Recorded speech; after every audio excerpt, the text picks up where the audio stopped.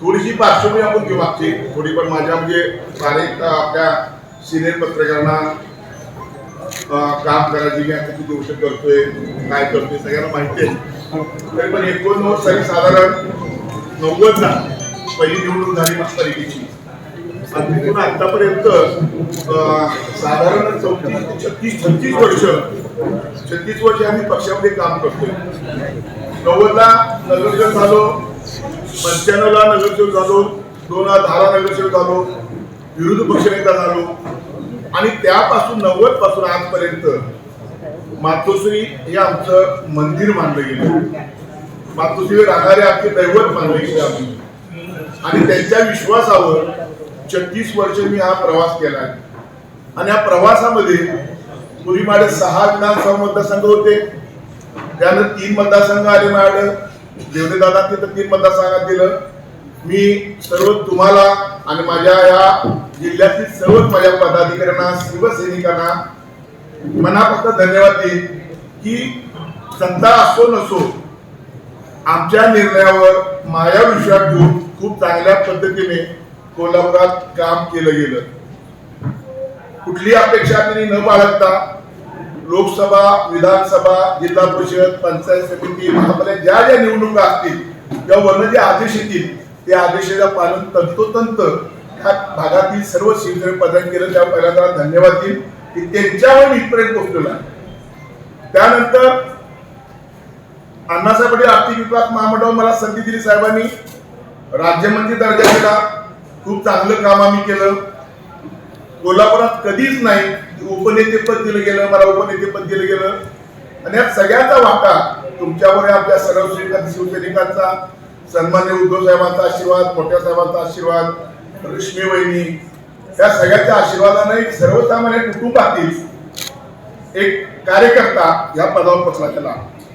परंतु गेली 10 वर्ष बघितलं तर काही घटना अशा घडत गेल्या. हा जो आज शिवसैनिकांचा एक भावना आहे, तीव्र भावना, वेदना, त्याला काय तर कारण आहे. ही निवड एक अशी निवड नाहीये, परंतु निवड करताना जी लोक आपल्याला नावं देतात उमेदवार म्हणून, जी लोक तुम्हाला पदाधिकारी नावं देतात, त्यांची विश्वासार्हता आणि पारदर्शकता बघण्याची भविष्यासाठी गरज आहे अशी मी नम्र विनंती साहेबांनी करणार आहे.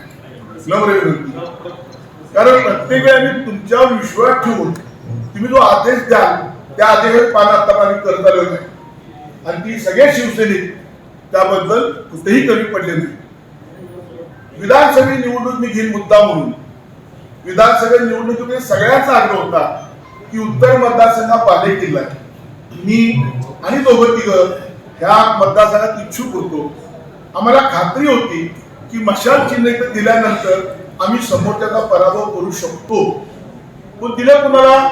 केपी पाटलांनी दिलं. केपी पाटील आता तिथं राष्ट्रवादीमध्ये गेले. म्हणजे ह्या ज्या घटनाक्रम आहेत ते घटनाक्रम खूप मला वेदना देणार आहेत मला. मग अशा परिस्थितीमध्ये आता एक आमदार नाही, खासदार नाही, तरी पण आम्ही लढतोय आणि लढत राहिलो आम्ही आतापर्यंत.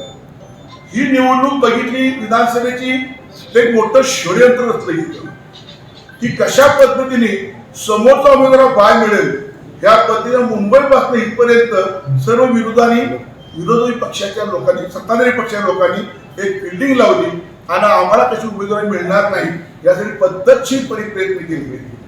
मग आता मी विचारतो बीबी राजेंना, आमच्या उमेदवारांना, तुम्ही महाविकास आघाडी उमेदवार होता, तुम्ही आमच्या घरी आलात, सत्कार केला, अर्ज भरला, शेकडो हजारो शिवसैनिक तुमच्या कामात होते.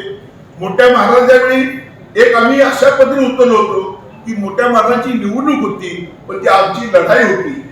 कारण उद्धव साहेबांनी बसवले ते पडले पाहिजे या भूमिकांनी सर्व शिवसैनिक राबले. का आधी 15 वेळा राजीनामा तुम्ही माघार घेतली. तुम्ही राज्यात मान्य आहे, पण प्रजेला आणि शिवसैनिकाला अधिकार आहे, तुम्ही सांगायला पाहिजे आम्हाला का तुम्ही माघार घेतली. आणि माघार घेतल्यानंतर राजू लाटकाची उमेदवारी, राजू लाटकामध्ये तिथं तुझं कोण लढलं, कोण राबलं? शिवसैनिकच राबले.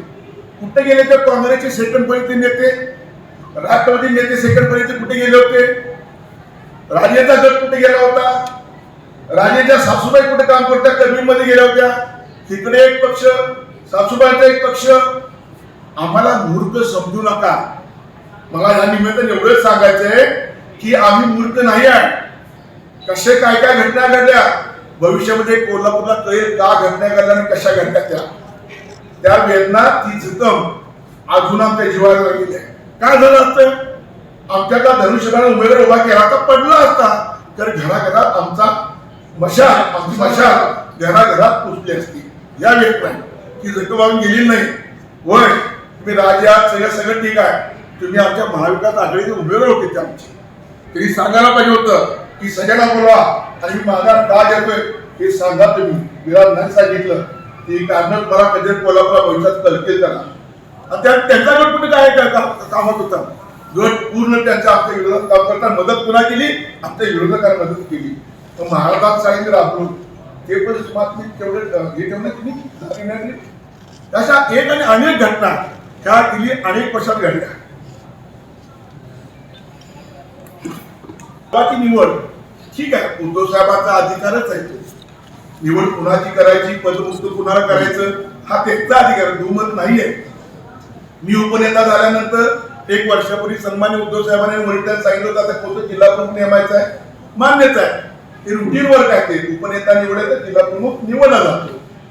माझं मत असं होतं, आमचं सगळ्यांचं मत असं होतं, इच्छुक कोण होतं, हर्षद सूर्य होता, इच्छुक कोण होतं, राजू यादव होता, अवधूत होता, विराज होता. तुम्ही आम्ही उपनेते सहसप्रमुख विजय देवणे ह्यांना एकत्र बसून तुम्ही निर्णय आम्हाला दिला असता तर आम्ही स्वीकारला असता ना. तू कुणालाच माहित नाही काय ह्यातनं हा उद्रेक झालेला आहे. आणि उपनेत्याला माहित नसेल, 36 वर्षाचा अनुभव गल्ली बोळा मला जिल्ह्यातल्या सगळ्या आतापर्यंत प्रामाणिकपणे तुमच्या काम केलेलं आहे मी. तिथं त्यांना सुद्धा माहित नसेल तुम्ही कोण नेमणार आहात, तर मग थोडस वेदना होतात आम्हाला, या वेदना होत आहेत. आणि मग ह्यांनी काय करायचं, माझ्यावर विश्वास ठेवून अवधूती, विराजे, राजू यादव आणि ह्यांनी काय करायचं बाबा आश्चर्य. आज मला समजलं आश्चर्य निघून गेला होता, आज आश्चर्य गेला नाही, मुंबईला गेला होता काहीतरी. असं व्हायला नाही पाहिजे. मग उपनेते पदाचाच जर त्याला किंमत नसेल, त्याला विचारलं नसाल, तर ह्या पदावर राहणं योग्य नाही असा या निर्णयापर्यंत मी आलो.